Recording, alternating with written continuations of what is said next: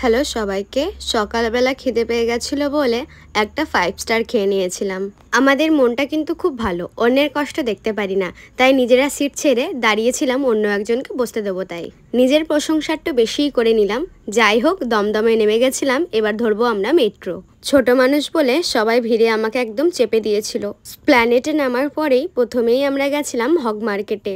আমার জন্য আর জিতুদার বোনের জন্য একটা শাড়ি কিনবো তাই। এবারের নবমী দিন রাতে আমার একটা লাল শাড়ি পরার খুব ইচ্ছে হয়েছিল, তাই শুরু হয়ে গেল খোঁজাখুঁজি। সারা হগ মার্কেট খুঁজেও পেলাম না, তাই চলে গেছিলাম শ্রীরাম মার্কেটে।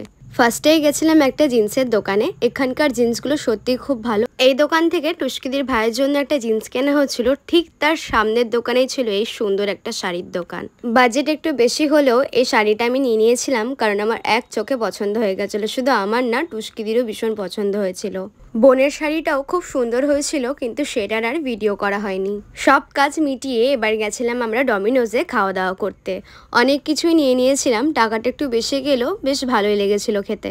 এরপর আমরা বেরিয়ে যাই বাড়ি যাওয়ার জন্য, কিন্তু এবার আমরা যাব মেট্রোতে। মেট্রো স্টেশনটা সত্যি খুব ভালো ছিল, আর এত ফ্যাসিলিটি পাওয়ার পরও লোকের কত রকম অভিযোগ।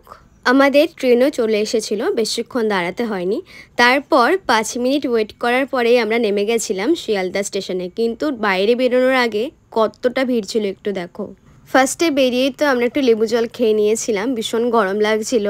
আর যেহেতু বনগাঁ শিয়ালদা লাইনে এসি লোকালও স্টার্ট হয়ে গেছে, তাই আমরা ভাবলাম একটু ওয়েট করে আমরা এসি লোকালেই যাব। 120 টাকা টিকিটের দাম ঠিকই, কিন্তু উসুল হয়ে গেছিল। এতটা ভালো ছিল আর তেমন পরিষ্কার পরিচ্ছন্ন। জানি না এটা কতদিন থাকবে, কারণ আমরা মানুষ, আমাদের ভালো জিনিস বেশি দিন সহ্য হয় না।